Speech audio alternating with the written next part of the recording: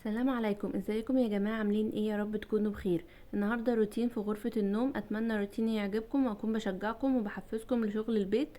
طبعا ربنا يعيننا ويقوينا يا رب. يلا كده نتشجع مع بعض ونقوم نشوف ايه اللي ورانا. لو وراكي مواعين قومي اغسليها، لو وراكي غسيل عايز يتنشر او يطبق، صالة عاوزة تتشفط وتتمسح كده يعني. قومي كده شغلي الفيديو بتاعي واسمعيه وانت شغالة في شقتك. معلش اتأخرت عليكم بس شوية عشان كنت تعبانة. طبعا احنا بنتعب طبعا. إيه انتي طبعا لما تتعبي يومين ثلاثة، لكن ربنا بإذن الله بحسن ظنك بالله ان ربنا يشفيكي، انك تدعي اللهم انا اسألك العفو والعافية في الدنيا والآخرة، انك تقولي الأذكار ربنا يشفيكي، انك تتصدقي بنية داووا مرضاكم بالصدقة. كل الحاجات دي سبحان الله ربنا هيخلف عليكي. هتقعدي يومين لكن ان شاء الله هتقومي وكلك نشاط وكلك بركة من الله عز وجل. البركة يا بنات، البركة بنجيبها من صلاة الصبح ودعائنا للتحصين واذكار الصباح وحسن الظن في الله واليقين في الله.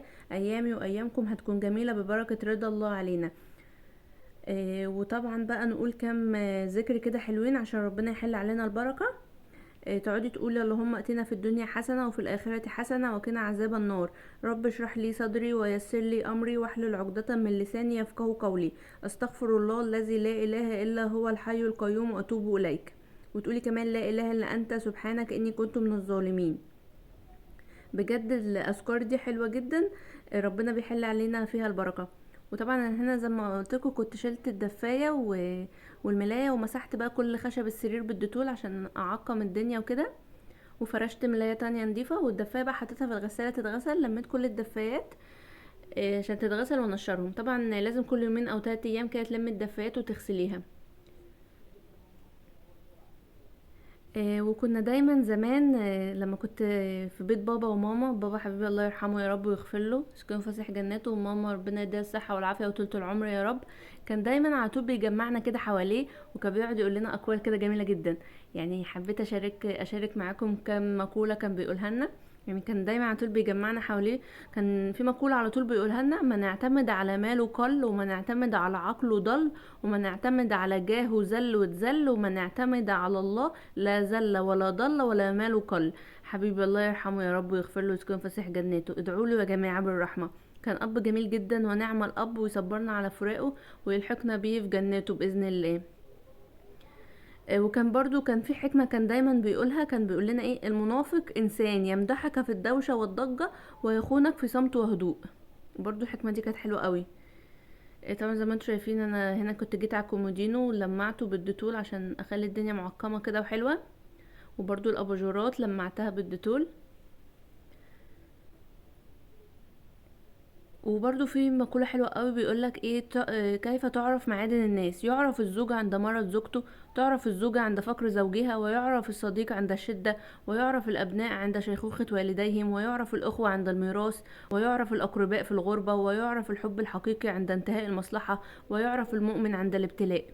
طبعا دي أكتر حاجة. فعلا لما ربنا يدينا أي ابتلاء لازم نقول الحمد لله.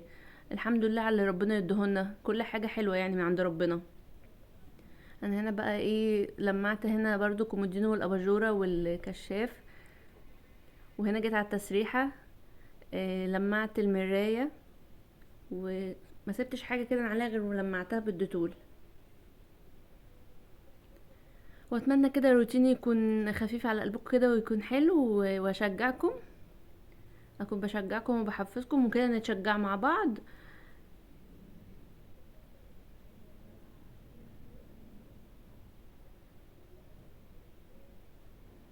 وهنا بقى التسريحه كنت برص عليها الميك اب بتاعي.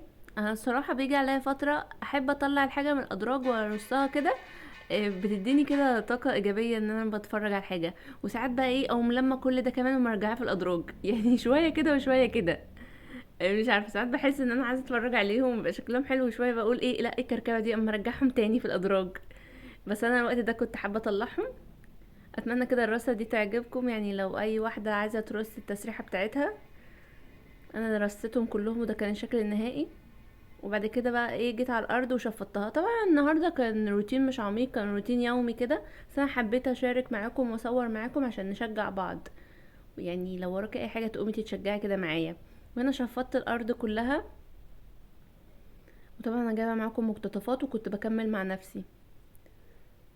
وبرضو بعد ما شفطت الارض كلها جبت الشرشوبة ومسحت الارض كلها.